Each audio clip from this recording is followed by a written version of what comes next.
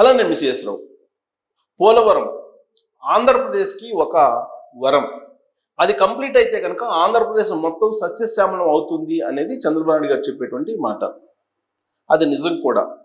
పోలవరం పూర్తయితే కనుక ఉత్తరాంధ్ర అలాగే రాయలసీమకు కూడా నీటి వసతి కల్పించవచ్చు, సాగునీరు తాగునీరు అనేది ఆయన తయారు చేసినటువంటి డిజైన్. నదుల అనుసంధానము అనేది ఉండాలి. నదుల అనుసంధానం కారణంగానే ఆంధ్రప్రదేశ్ సస్యశ్యామలం అవుతుంది అనేది ఆయన మదిలో ఉన్నటువంటి ఆలోచన. దాన్ని సాకారం చేయాలి అని అంటే ఫస్ట్ పోలవరాన్ని పూర్తి చేయాలి. అందుకే 2014లో రాష్ట్రం విడిపోయిన తర్వాత చంద్రబాబు నాయుడు గారు పోలవరానికి ప్రాధాన్యత ఇచ్చారు.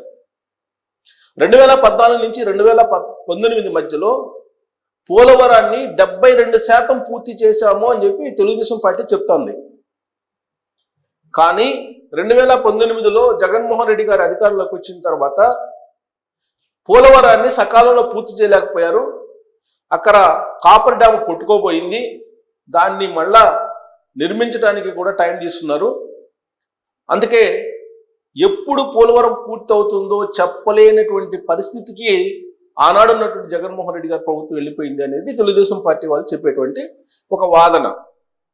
ఆ రోజు ఇరిగేషన్ శాఖ మంత్రిగా ఉన్నటువంటి అనిల్ కుమార్ యాదవ్ గారు కానీ, ఆ తర్వాత ఆయన వారసునిగా ఇరిగేషన్ శాఖను తీసుకున్నట్టు అంబటి రాంబాబు గారు కానీ పోలవరాన్ని ఎప్పుడు పూర్తి చేస్తామో చెప్పలేము అనేటువంటి స్థితికి వచ్చారు. తొలి రోజుల్లోనేమో అనిల్ కుమార్ యాదవ్ గారు అసెంబ్లీ వేదికగా చేసుకుని 2018 నాటికి పోలవరాన్ని పూర్తి చేసి నీళ్లు పారిస్తాం అని చెప్పి తనదైనటువంటి శైలిలో అసెంబ్లీ వేదికగా ఆయన చెప్పారు. ఆ తర్వాత అది ఎప్పుడు పూర్తి అవుతుందో 2022 అవుతుందో లేదా 2024 అవుతుందో చెప్పలేమని చెప్పేసి ఆయన మాట మార్చారు. అంబటి రాంబాబు గారు నీటిపారుదల శాఖ మంత్రి అయిన తర్వాత పోలవరం అంటే ఏంటి, పోలవరం నిర్మాణాలు అంటే ఏంటి, ఇలా మాట్లాడటం మొదలుపెట్టారు ఆయన. సో 2024 ఎన్నికల నాటికి పోలవరం పూర్తి చేయలేకపోయింది ఆ రోజు ఉన్నటువంటి జగన్మోహన్ రెడ్డి గారు ప్రభుత్వం. పైగా దాన్ని ఎత్తు తగ్గించేటువంటి కార్యక్రమం చేశారు అనేది కూడా అప్పట్లో వినిపించింది. మళ్ళీ 2024 ఎన్నికలు వచ్చాయి. మళ్ళా తెలుగుదేశం పార్టీ కూటమి అధికారంలోకి వచ్చింది. డబుల్ ఇంజిన్ సర్కార్ ప్రస్తుతం ఉంది. చంద్రబాబు నాయుడు గారు అధికారంలో ఉన్నారు. అందుకే చంద్రబాబు నాయుడు గారు పోలవరానికి ప్రాధాన్యత మళ్ళా ఇవ్వడం జరిగింది. వీలున్నంత త్వరగా పోలవరాన్ని పూర్తి చేయాలి అనేటువంటి లక్ష్యాన్ని ఆయన పెట్టుకున్నారు. ఆ దిశగా అడుగులు వేస్తూ ఉన్నారు. అందుకే ఎన్ని విమర్శలు వచ్చినప్పటికీ ప్రస్తుతం ఉన్నటువంటి మెగా కంపెనీనే కొనసాగిస్తూ ఉన్నారు పోలవరం నిర్మాణం కోసం. వాస్తవంగా ప్రభుత్వాలు మారిన తర్వాత కాంట్రాక్ట్ సంస్థల్ని మార్చేటువంటి పద్ధతి ఆంధ్రప్రదేశ్లో మనం చూసాం. 2019లో రివర్స్ టెండరింగ్కి వెళ్ళారు. వెళ్ళి అప్పటి వరకు ఉన్నటువంటి పోలవరం నిర్మాణ సంస్థల్ని మార్చేసి మెగాకి ఇచ్చారు జగన్మోహన్ రెడ్డి గారు.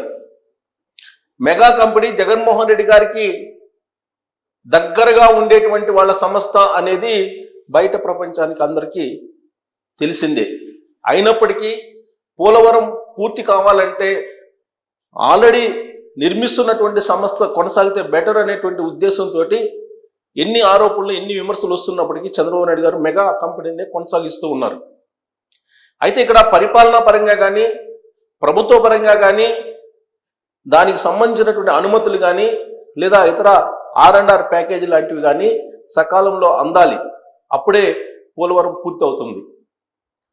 అందుకోసమే చంద్రబాబు నాయుడు గారు ఈ పోలవరం అడ్డంకులను తొలగించేటువంటి బాధ్యతను ప్రధానమంత్రి నరేంద్ర మోడీ గారి కోర్టులో వేశారు. దాంతో మోడీ గారు స్పందించి పోలవరం నిర్మాణానికి వస్తున్నటువంటి అడ్డంకులను తొలగించేటువంటి ప్రయత్నం చేస్తూ ఉన్నారు. అందుకోసం శ్రీకారం చుట్టారు. ఈ నెల 28వ తారీఖున పోలవరాన్ని అబ్జెక్షన్ చేస్తున్నటువంటి పోలవరం నిర్మాణాన్ని అభ్యంతర పెడుతున్నటువంటి కొన్ని కంప్లైంట్స్ చేస్తున్నటువంటి తెలంగాణ, ఛత్తీస్గఢ్, ఒరిస్సా రాష్ట్రాలకు సంబంధించినటువంటి ముఖ్యమంత్రులని ఢిల్లీకి పిలిపిస్తున్నారు ప్రధానమంత్రి నరేంద్ర మోడీ గారు.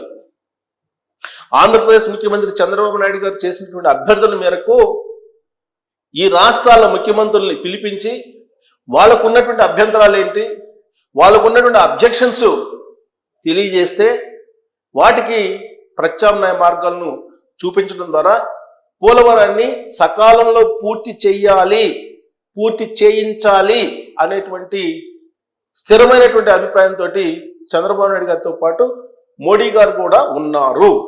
అందుకే ఆయన ఈ నెల 28వ తారీఖున అత్యంత కీలకమైనటువంటి సమావేశాన్ని ముఖ్యమంత్రులతోటి నిర్వహిస్తూ ఉన్నారు. తెలంగాణ రాష్ట్ర ముఖ్యమంత్రి రేవంత్ రెడ్డి గారు, ఒరిస్సా ముఖ్యమంత్రి ఆల్రెడీ బీజేపీ సంబంధించినటువంటి ముఖ్యమంత్రి అక్కడ, అలాగే ఛత్తీస్గఢ్లో కూడా బీజేపీకి సంబంధించిన ముఖ్యమంత్రి. సో బీజేపీ పాలిత రాష్ట్రాల ముఖ్యమంత్రుల నుంచి ఎలాంటి అభ్యంతరాలు రాకపోవచ్చు. రేవంత్ రెడ్డి గారి నుంచి కూడా ఎలాంటి అభ్యంతరాలు రాకపోవచ్చు, తెలంగాణ నుంచి కూడా. కాకపోతే తెలంగాణ కొన్ని అబ్జెక్షన్స్ ఈ మధ్యకాలంలో చేస్తుంది. పోలవరం వరద జలాల బేస్ చేసుకొని నిర్మించేటువంటి ప్రాజెక్ట్ అది. సముద్రంలో కలిసేటువంటి వాటర్ని ఒడిసి పట్టి నిల్వ చేసేటువంటి ప్రాజెక్ట్ అది. మరి తెలంగాణ వాదన ఏంటంటే పోలవరం కడుతున్నారు కాబట్టి పోలవరంలో ఎన్ని నీళ్ళైతే నిల్వ చేస్తున్నారో దాంట్లో వాటా మాకు కూడా కావాలి, కృష్ణా వాటర్ని ఇవ్వాలి, ఆ వాటా బదులుగా మాకు కృష్ణా వాటర్ని ఇవ్వాలని చెప్పి అడుగుతున్నారు. ఇలాంటి రకరకాల ప్రతిపాదనలు ఉన్నాయి. గోదావరి బోర్డు ఉంది, కృష్ణా బోర్డు ఉంది. ఇరు రాష్ట్రాల మధ్య ఇప్పటికీ కూడా జలాల పంపిణీకి సంబంధించిన వివాదాలు నడుస్తూ ఉన్నాయి. బైఫర్కేషన్ యాక్ట్లో ఒక రకంగా చెప్తే బచావత్ ట్రిబ్యునల్ ఇంకొక రకంగా చెప్పింది, బ్రిజేష్ కుమార్ ట్రిబ్యునల్ ఇంకొక రకంగా చెప్పింది. ఇప్పటి వరకు కూడా ఇతిమిద్దంగా స్పష్టంగా కృష్ణా జలాల్లో వాటా కానీ గోదావరి జలాల్లో వాటా కానీ ఇరు రాష్ట్రాలకి లేదు. దాంతో గోదావరి బోర్డుని కృష్ణా బోర్డుని ఏర్పాటు చేసి కేంద్ర ప్రభుత్వమే ఈ జలాల పంపిణీ అంశాన్ని పర్యవేక్షిస్తూ ఉంది. ఇలాంటి పరిస్థితుల్లో పోలవరం పూర్తి చేయడానికి అబ్జెక్షన్ లేకుండా న్యాయస్థానంలో ఉండేటువంటి కేసుల్ని అధిగమించి సకాలంలో నిర్మించాలి అని అంటే ఖచ్చితంగా సరిహద్దు రాష్ట్రాలకు సంబంధించినటువంటి ముఖ్యమంత్రులతోటి మాట్లాడాలి, సంప్రదింపులు జరపాలి. ఆ కార్యక్రమాన్ని నరేంద్ర మోడీ గారు తీసుకున్నారు. అంటే పోలవరం పూర్తి చేయడానికి కృతనిశ్చయంతో కేంద్ర ప్రభుత్వం ఉంది. బైఫర్కేషన్ యాక్ట్లో పోలవరం నిర్మాణాన్ని కట్టి ఇస్తాము అని చెప్పారు. ఆ మేరకు పోలవరం నిర్మాణం జరుగుతుంది. జాతీయ ప్రాజెక్టుగా దాన్ని బైఫర్కేషన్ యాక్ట్లో పెట్టారు. అందుకే కేంద్ర ప్రభుత్వం నిర్మించి ఇవ్వాలి. కానీ ఆ రోజున 2014లో ముఖ్యమంత్రి అయినటువంటి చంద్రబాబు నాయుడు గారు కేంద్ర ప్రభుత్వ ఆధీనంలో నిర్మాణం ఆలస్యం అవుతుంది అనేటువంటి ఉద్దేశంతో రాష్ట్ర ప్రభుత్వమే నిర్మిస్తుంది, నిధులను మాత్రం కేంద్ర ప్రభుత్వం ఇస్తుంది అనేటువంటి ఒప్పందం మేరకు రాష్ట్ర ప్రభుత్వం ఆధ్వర్యంలో ఈ నిర్మాణం జరుగుతుంది. సో ఏదైతే టైం పెట్టుకున్నారో టైం బౌండ్, ఆ టైం బౌండ్ లోపల పోలవరాన్ని నిర్మించి ఆంధ్రప్రదేశ్లో జలాలు పుష్కలంగా ఉండేలాగా చేయాలనేది చంద్రబాబు గారి యొక్క ఆలోచన. నదుల అనుసంధానం కూడా ఆయన మధ్యలో ఉన్నటువంటి డ్రీమ్. సో వాటిని నెరవేర్చుకుంటే రాయలసీమ సస్యశ్యామలం అవుతుంది, ఉత్తరాంధ్ర సస్యశ్యామలం అవుతుంది, వెరసి ఆంధ్రప్రదేశ్లో నీటి సమస్య అనేది ఉండదు. పోలవరం పూర్తయితే మొత్తం ఆంధ్రప్రదేశ్ పుష్కలంగా నీటిని కలిగి ఉంటుంది, తాగునీటిని, సాగునీటిని, అలాగే విద్యుత్ ఉత్పత్తి కూడా పోలవరం ప్రాజెక్ట్ నుంచి ఉంది. బహుళార్థ సాధక ప్రాజెక్ట్ అది. సో కాబట్టి దాని నిర్మాణం కోసం సింగిల్ సిట్టింగ్లో సెటిల్మెంట్ చేయడానికి ప్రధానమంత్రి నరేంద్ర మోడీ గారు పోలవరం సరిహద్దు రాష్ట్రాల ముఖ్యమంత్రుల్ని 28వ తారీఖున పిలిపిస్తున్నారు. ఆ మేరకు ఆహ్వానాన్ని అందుకున్నారు ఆయా రాష్ట్రాల ముఖ్యమంత్రులు. చంద్రబాబు నాయుడు గారు కూడా ఆ మీటింగ్కి వెళ్ళబోతూ ఉన్నారు. 28వ తారీఖు జరిగేటువంటి మీటింగ్ తర్వాత పోలవరం ఎప్పుడు పూర్తి అవుతుంది అనేది ఒక స్పష్టమైనటువంటి క్లారిటీ వచ్చేటువంటి అవకాశం ఉంది. మరి నరేంద్ర మోడీ గారు టేకప్ చేశారు కాబట్టి ఖచ్చితంగా ఇది ఇన్ టైంలో పూర్తి అవుతుందని చెప్పి భావిస్తూ ఉన్నారు. మరి నరేంద్ర మోడీ గారు దానికి అనుగుణంగా నిర్ణయాలు తీసుకుంటారా లేదా దాన్ని మళ్ళా మెలికబెట్టి సాగదీస్తారా అనే దాని మీద మీరు కామెంట్ చేయొచ్చు. Thank you.